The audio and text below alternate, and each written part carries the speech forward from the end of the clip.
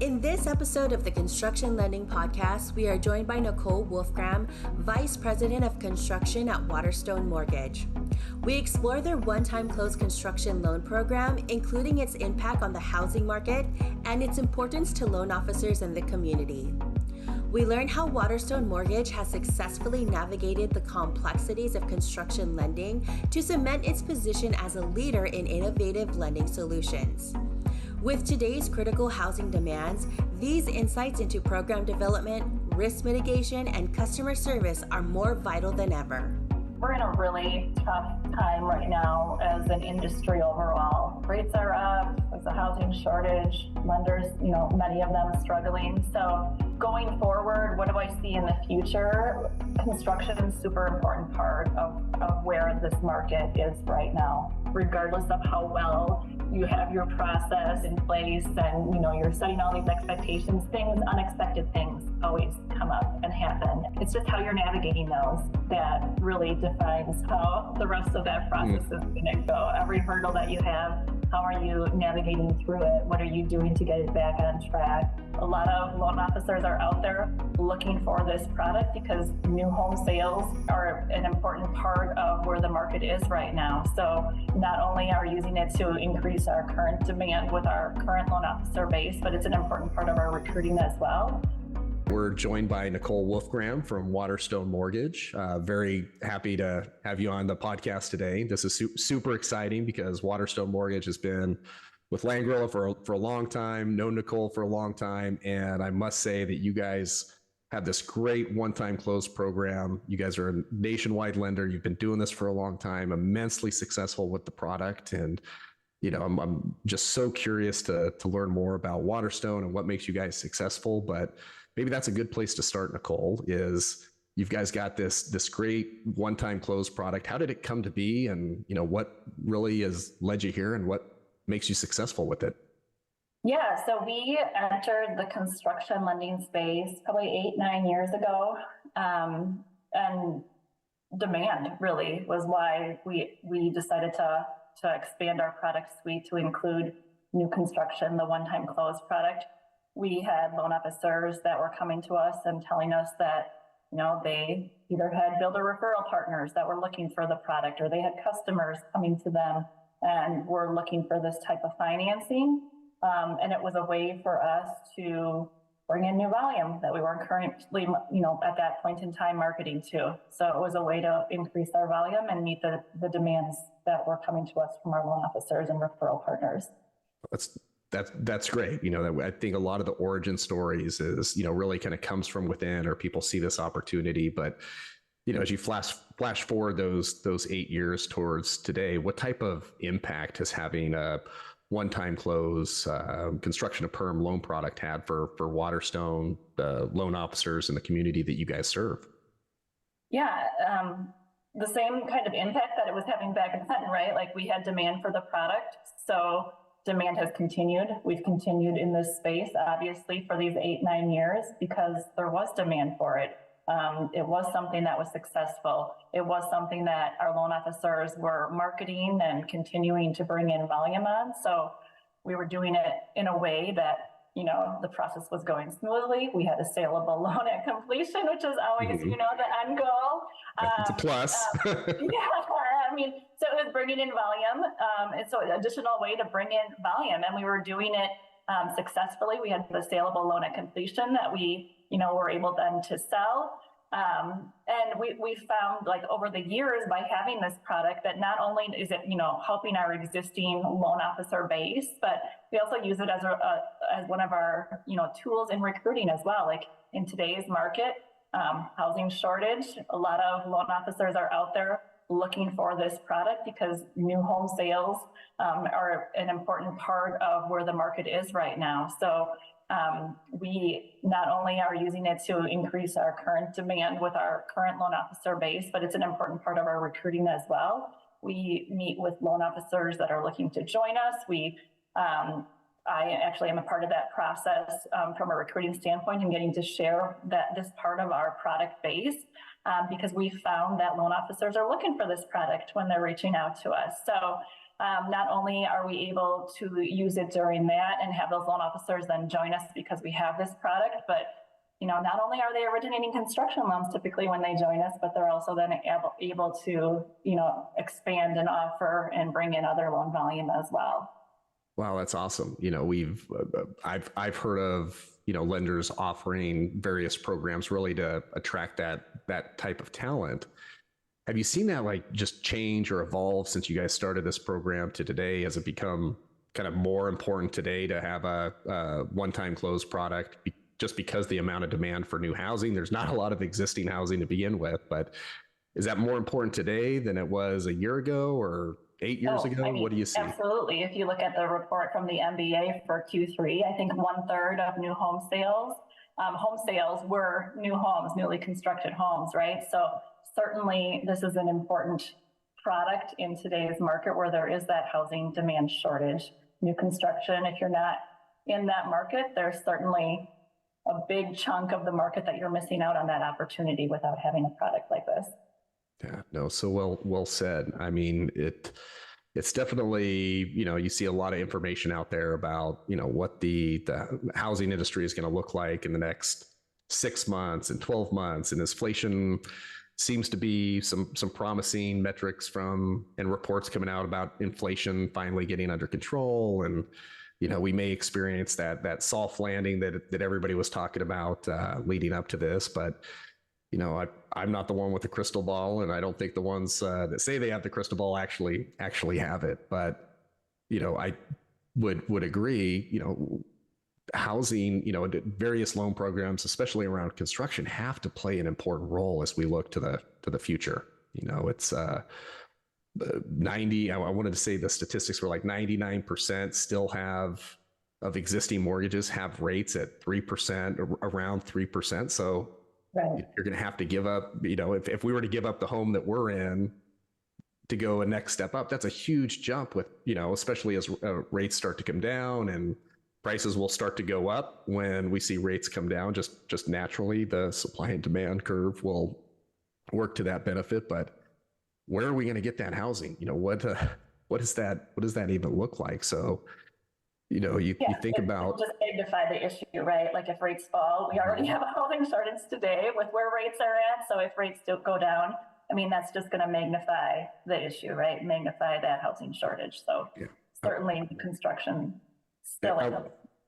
I was reading some articles that were saying, hey, if rates came down to the sixes, how, housing prices will increase by 30 to 40% just to get to that point, and if not more in certain markets.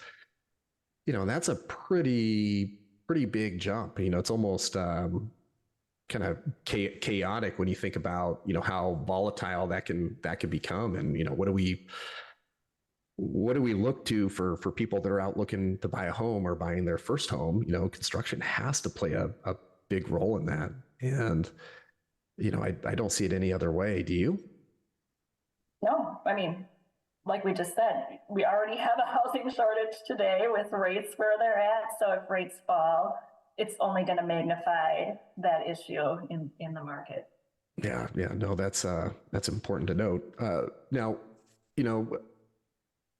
you can get a one-time close, you can get a construction loan from different lenders. What has helped made the success with Waterstone? Why are you different than somebody else that tries to start up a one-time close program today? What's the secret there? Yeah.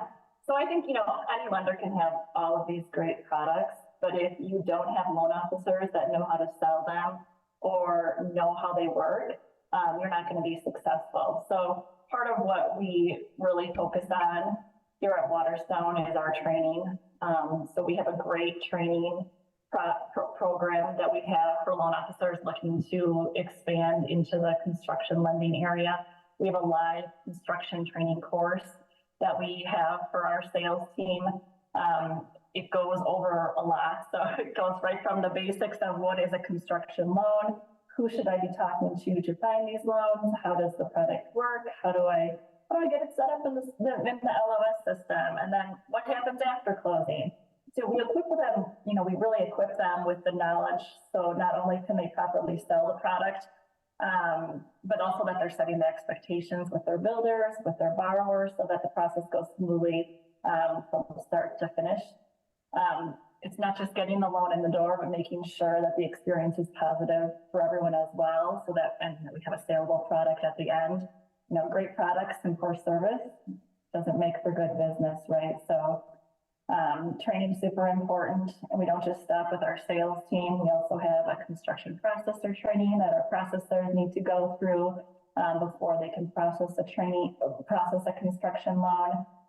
So very focused on training, making sure that we're equipping our loan officers, our processors with all that they need to do to be successful with this product. Because, like I said, having a good product and poor service, it isn't making for good business.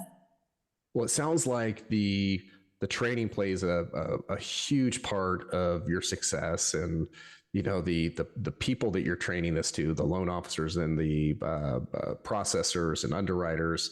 Primarily, let's go with the loan officers. How does the training work with them, and why is that so important here? We see a lot of different lenders roll this out differently, and I'd really like to dig in a little bit more about why the training makes them so much more successful. Yeah, I think they're a super important part in the overall process by setting the right expectations right from the get-go. So they're the ones, they bring the loan, to us, it gets in the door, it gets processed pretty much like any other regular loan, right? It goes through your disclosures, your processing, your underwriting. Sure, there are those construction aspects to it as well. But from a loan officer standpoint, they're the ones that really set the expectations, set the course for how the process is going to go. If they're not communicating properly or setting the right expectations, that just leads to it, not being a good experience for us here on the back end. So if their builders don't understand how the process is going to work, that typically makes it a much more bumpy and hairy process for us during the draw phase of things and getting the home completed and getting it completed timely. So we try to start at the beginning and making sure that our loan officers are doing a good job at setting proper expectations up front, because that just starts the process off strong right from the get-go that way. Not that we're at the back end and trying to fix something and then all of a sudden, telling them, well, this is how it works. I'm sorry that you misunderstood or weren't communicating with it like that. But getting it, right from the get-go is important. So important. Couldn't agree more that, you have a well-educated borrower, you have a well-educated builder in the beginning, makes everything on the back end once the loan closes so much smoother. Do you feel that, that's, completely perfected, or do you still run into situations where, hey, my loan agent told me that I could get all the money up front. I don't understand why we need to do draws. Just give me the money. Do you run into any weird situations like that, or, it's pretty solid? That would probably be the extreme, right? So I don't know that we're running into anything like that where they don't understand at all. But certainly nothing's perfect, right? We're all human. Do loan officers know everything that they should 100% of the time? Probably not. There's always going to be here's or there's where things, maybe didn't get explained 100% as well as they could have. So you're always going to run into that. But we try to equip them with as much as we can up front to make that experience go well for them. Why don't you tell me about what happens or what the implications are when, things don't go as planned and you do have these obstacles occur during construction? What happens when, you don't set them up for success right from the get-go, because that customer having a bad experience means they are going to go tell their friends and family that we did not have a good experience, working with this lender. That builder is not going to continue to refer business to us if that experience didn't go as they expected. So, it's one of the reasons why we want to set them on the right track right from the get-go, and we focus on this training is so, reputation is a lot, right? We want this experience to go well with them, because a lot of our loan officers have these relationships that they're building with these builders, and they want to get continued referral business from them. If their customers aren't having a good experience with us because we didn't set them on the right track and didn't set the right expectations for what this was going to look like, they're telling their builder about it, and this builder isn't going to continue doing business with us. And once we get the reputation out there for not knowing what we're doing, that just hurts us overall, not just on the construction side of things, but overall as an organization and our ability to, continue to operate in those markets. Yeah, reputational risk is right. It's huge. And it's not that's people tend to focus on the draw took 10 days or the draw took 5, whatever. It's bigger than that. And it goes before the loan closes. It's during the closing. It's the entire customer and builder experience. Right. All of that the expectation setting is huge, and I think it makes such a big difference. If I was a loan officer starting at Waterstone today, and I had some experience, coming in through the door, and I got my first construction loan, getting ready to close, like what would be some of the things that you wanted to make sure that I absolutely nailed in communicating to the borrower and builder? So first off, we would point them to this live training course that we offer on an ongoing basis, and making sure that if you're new with us, and even if you have the experience elsewhere, this is how Waterstone is doing it. This is the Waterstone, the Waterstone way of doing things. So making sure that they're going through that training course is super important. We have a lot of great resources also available to them on our intranet that give a lot of details about how the process works, what they, all the need to knows. A great marketing team that also puts some great pieces together for them. And then our phones are, we answer our phones. So they have direct access to the construction department where they can call us up, they can email us, and we can help them make sure that process goes smoothly for them. We also have a lot of great information that we're putting in our disclosure package, that we're putting in our closing package. We have this great video that goes out to the consumer after the loan closes that explains what the process looks like, what the expectations are for them. So we're not 100% relying on the loan officer to tell of this information and knowledge. We also help them out by, certainly we want them to have this. That's why we have the training. That's why we have all of these tools. But we also have a lot of great information that if they're not doing that communication, that the customer hopefully is reading that in their disclosure package, in their closing package, in this short video that we have that we found has been very helpful, that goes out to them after closing, because maybe not everyone is reading 100 pages of closing docs, right? Or maybe they're not remembering those disclosures that they got a couple weeks ago. So we found that this short video that goes out to them after closing that goes over everything has been very positive in making sure that we're all on the same page as well.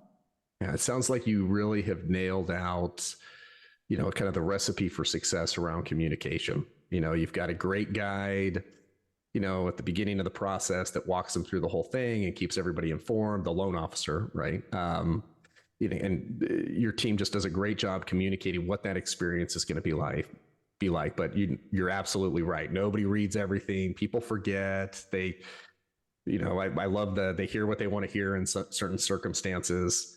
What tends to be the things that stick out that tend to, I wouldn't derail is the wrong word, but, once the loan is closed and people are off, they got construction started. What seems to be the issues that start to arise during construction where people, tend to get, slow them down a little bit, or maybe a misunderstanding, or, kind of a hiccup to the process? Like, what do you tend to see for those things?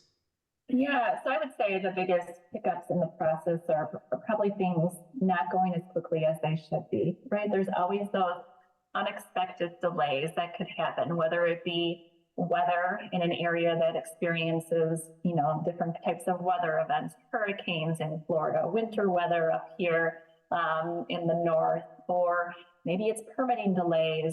Unexpected things always come up regardless of how well you have your process, how well you have your process in place, and you're setting all these expectations. Unexpected things always come up and happen, and then it's just how you're navigating those that really defines how the rest of that process is going to go. Every hurdle that you have, How are you navigating through it? What are you doing to get it back on track? Do you have a construction loan agreement that is super solid, that speaks to all of these things that happen, so that you can rely on it to navigate yourself through it? Like, that's super important as well for the construction draw process. Oh, that's awesome. I always loved the analogy of the borrower and their builder, kind of like in this honeymoon stage, as you know, they're signing the contract, they're getting ready for the loan close. Like, my builder is my best friend, and then you flash forward towards, you know, the bumps in the relationship as they kind of get underway, and you know, every once in a while somebody gets a divorce, right? Right. When you do run into those situations where, you know, borrowers and builders, you know, there's definitely something going on. They're not agreeing on something. You know, one person's dissatisfied with the other. You know, how do you get them back on track? Do you have any secret sauce to how to keep the parties communicating and getting the project completed? No, I mean, I don't know that there's any secret sauce, but just making sure that they're communicating with each other, right? We don't have a contract with your builder. We, as your lender, we have an agreement with you. We gave you financing. There was terms and conditions to that financing. If you're having an issue with your builder, you need to, you know, be communicating, getting on the phone, going and meeting with them, getting yourself back on track so that you're meeting the obligations of the loan that we gave to you. Oh, that's some great advice. It's always, you know, interesting how different lenders, you know, approach that situation, and some love to get involved and mediate, and some, you know, hey, this is your builder, this is your loan agreement. You know, you need to work out that situation between the two. Keep us updated. You know, we'd like to know what your resolution is, and right. Then kind of hearing the different perspectives of, you know, borrowers coming to the table saying, hey, will you go tell my builder I want to fire him? Like, it's like, whoa, hold on. You know, wait, don't you want to go tell your builder you're going to fire him? Or, you know, like, what's going on? You know, first, what's going on? You know, and just having those conversations are all so interesting, right? Right. Well, you know, we've kind of gone through the loan journey here. Now I'm curious, you know, I love all the success stories, and I love hearing, you know, this great advice, but, you know, is there a construction loan in your mind that kind of just sits in the back? It's like, oh, you know, that was one of the worst situations or worst construction loans that I ever had to deal with. You know, do you have one of those situations you want to share with us? Yeah, I don't know that there's necessarily one in particular, but we have, of course, run into some that have gone sideways or haven't gone as well as you would have hoped, right? We're never originating a loan and saying, oh, this is going to be terrible, you know, now during the draw phase, right? Like, we have a builder acceptance process in place that we hopefully are knowing who we're doing business with. But certainly things can happen. COVID comes to mind when, you know, lumber prices were going through the roof. I believe we had a builder back then who walked away from a project. You know, there was just no profit left in it for him, and he left. So certainly when builders are exiting and the customer needs to find a new builder to come in, that certainly is a complicated, difficult process that, you know, thankfully we don't have to go through very frequently. But I would say something like that, where a builder is leaving, a new builder is coming in, it's probably as hairy as it gets. We were just talking on one of the previous podcasts about developing a playbook. You know, when stuff goes really bad, you know, follow these instructions here, you know, and really documented it out kind of as a, you know, in case of an emergency, break glass type of situation, you know, Yeah. getting control over the asset, working with a local attorney and the title agency, you know, making sure the taxes get paid and there's properties insured and you own the rights to actually continue to build, you know, those types of best practices that we would say. But I just think it would just be so interesting to have out there and just build upon something like that and be valuable. Yeah, I think that's where your construction loan agreement comes into play, right? Like, making sure you have a solid construction loan agreement that you can rely on when issues arise, so that you're not making it up as you go, right? Like, you're relying back to that document, and you have a plan in place. It speaks to what happens when certain events happen, and that's how you proceed forward.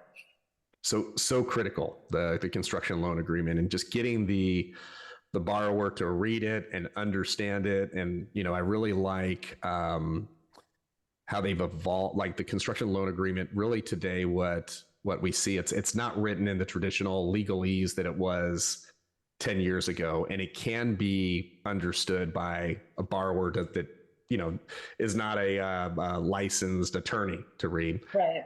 And it is very important to understand, what each party's obligations are, and, what you're responsible for, and, whether or not the builder signs that and acknowledges that or becomes part of that, or, you just build the construction contract into that.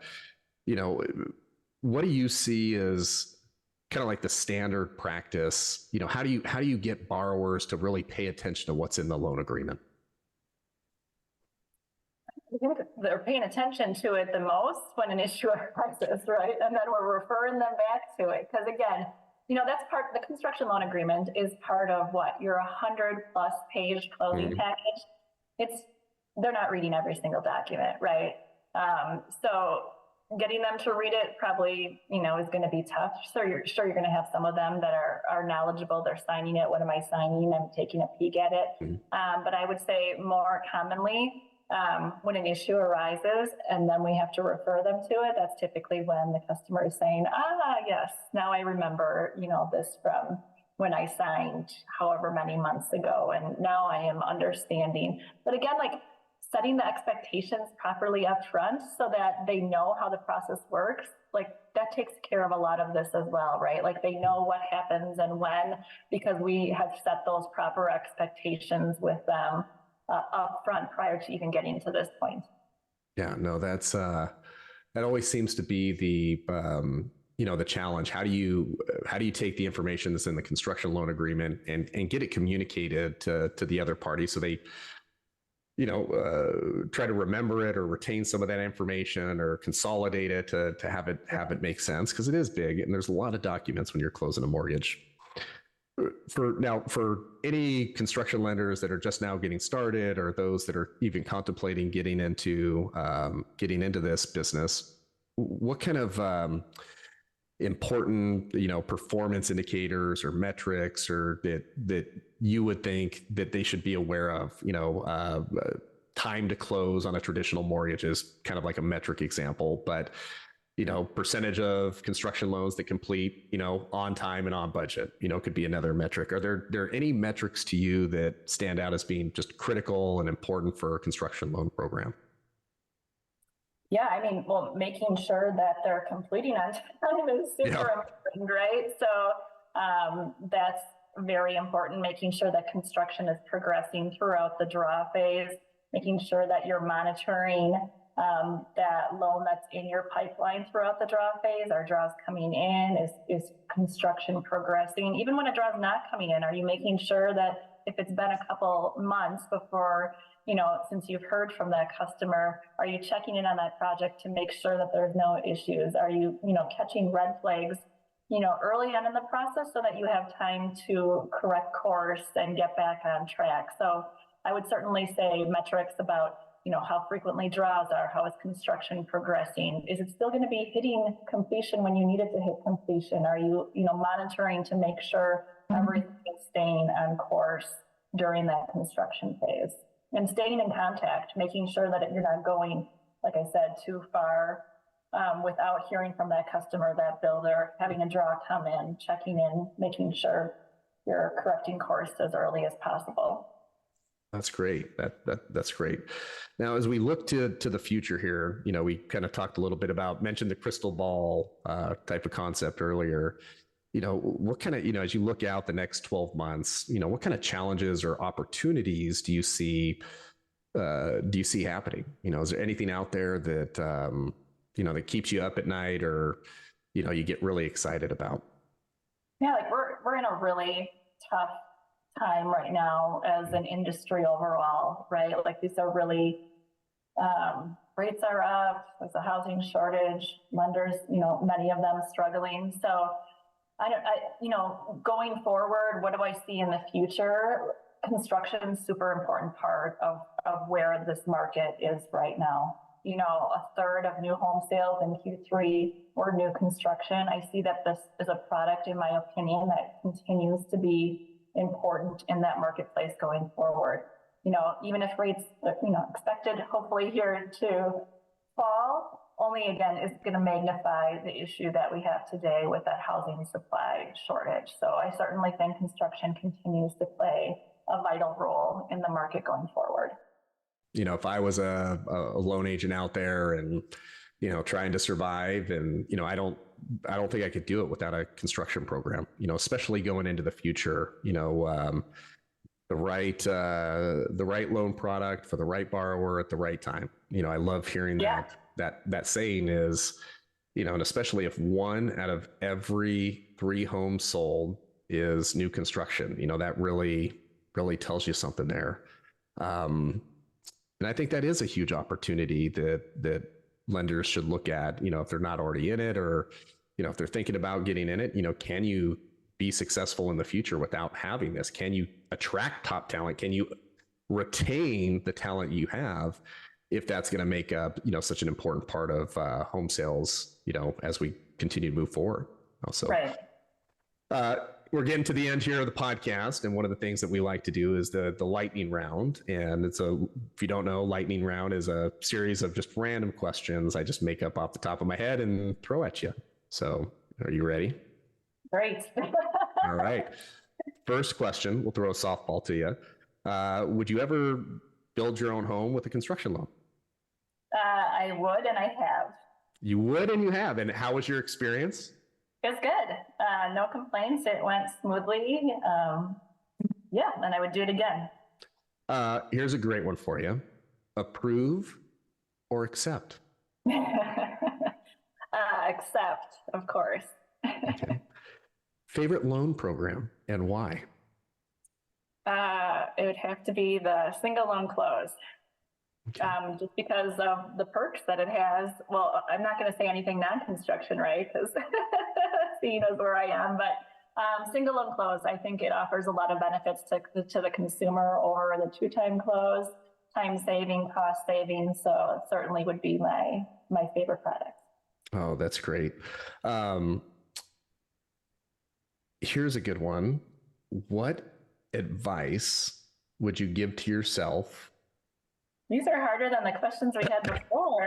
Hey, what advice would you, knowing what you know now, what advice would you give to yourself if you had the opportunity to go back in time and tell yourself right before you started this loan program at Waterstone? Oh, goodness, Sean. That's a good one, isn't it?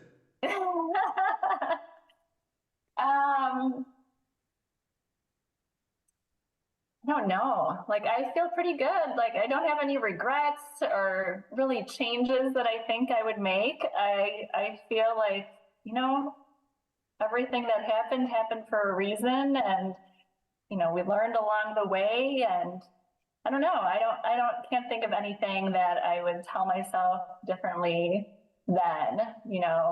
It certainly is a complicated product, probably more complicated than we thought going in. We were, always learning things as we first started off, and, finding things that we didn't think of, but, super happy with, where we've ended up and how it's progressed. So don't have anything I would really change. Great answer. Here's the next question. What is,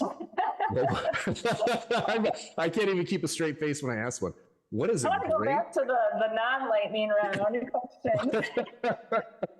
What is a great interview question to a loan agent who wants to originate construction loans? Like, if you could ask them one question to see if they're suited to originate this product, what question would that be? Yeah, so I actually, like I said before, I get to participate in some of our recruiting calls. Obviously, I am not the one making those decisions. That is, not my role. I get to talk to them just from a construction standpoint. And what I like to not only, so I share what our product is all about, right? Which is fun to give them all of the details of what that is, but I like to hear what they currently have. Not only does that give me the opportunity to say, hey, well, this is what we have, here's how we can do it better, but I also get to see, what else is out there and see how we compare and how we, stack up against other products that are out there. Oh, that's great. Okay, last and final question. What two qualities, you only get two, what two qualities are the most important qualities that a construction loan draw administrator should have? If they can only have two. Good communication and attention to detail.